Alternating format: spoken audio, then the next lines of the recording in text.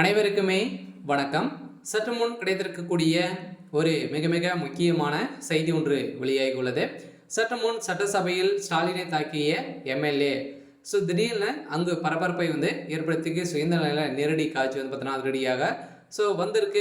இந்த நிலையில் தான் பார்த்தீங்கன்னா சட்டப்பேரவையில் திடீர்னு கலவரங்கள் ஏற்பட்டிருக்கக்கூடிய நிலையில் இப்போ பார்த்தீங்கன்னா முதல்வர் ஸ்டாலின் அவர்களை அதிமுக சேர்ந்த பிரமுகர்களும் எம்எல்ஏக்களும் பார்த்தீங்கன்னா தாக்கிய சம்பவம் அங்கு ஒரு பரபரப்பையும் பெரும் அடிதடி மோதல்களோடு முடித்திருக்காங்க.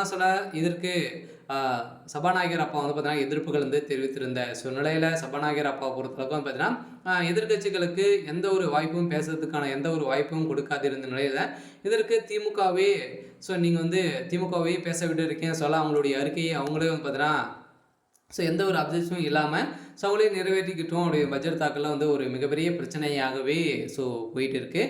இந்த நிலையில் தான் பார்த்தீங்கன்னா இன்று நடந்த இந்த சட்டப்பேரவையில் அதிரடியாக முதல்வர் ஸ்டாலின் அவர்களுக்கு எதிர்ப்புகள் வந்திருக்கக்கூடிய நிலையில் தான் திடீர்னு பார்த்தீங்கன்னா முதல்வர் ஸ்டாலின் அவர்களுக்கு தாக்க முயன்ற சம்பவம் பெரும் பரபரப்பை ஏற்படுத்தியிருக்கு. இதை பற்றி இந்த வீடியோவில் நம்ம முழுமையாக பார்க்கலாம். அதுக்கு முன்னாடி நம்ம சேனலுக்கு இப்போ தான் நீங்கள் முதல் முறையாக வந்திருக்கீங்க அப்படின்னா மறக்காமல் நம்மளுடைய சேனலை சப்ஸ்கிரைப் பண்ணி சப்போர்ட் பண்ணுங்கள்.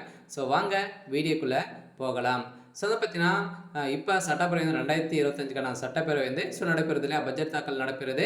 இந்த பட்ஜெட் தாக்கல் தான் பார்த்தீங்கன்னா அனைத்து எதிர்கட்சிகளும் தலைவர்களும் அனைவருமே கலந்து கொண்டு பார்த்தீங்கன்னா இப்போ நடந்துட்டு வருது. இந்த நிலையில் இன்றும் பார்த்தீங்கன்னா அனைவருமே கூட்டத்தில் நடைபெற்றது. இப்போ பேசிய முதல்வர் ஸ்டாலின் அவர்களும் பார்த்தீங்கன்னா ஒரு பட்ஜெட் தாக்கல் சொல்லியிருந்த நிலையில் இதற்கு எதிர்ப்புகள் வந்திருந்தது.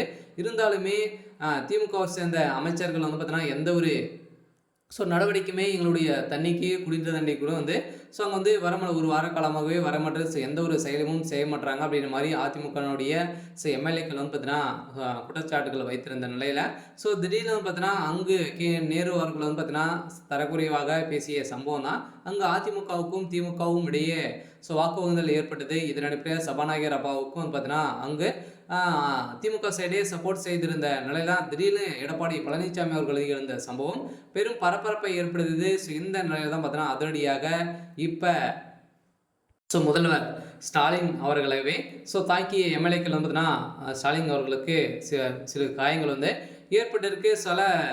அனைவருமே இந்த பட்ஜெட் தாக்கல் பார்த்தீங்கன்னா ஒரு மிகப்பெரிய ஒரு கலவரங்களாகவே மாறி இருக்கு.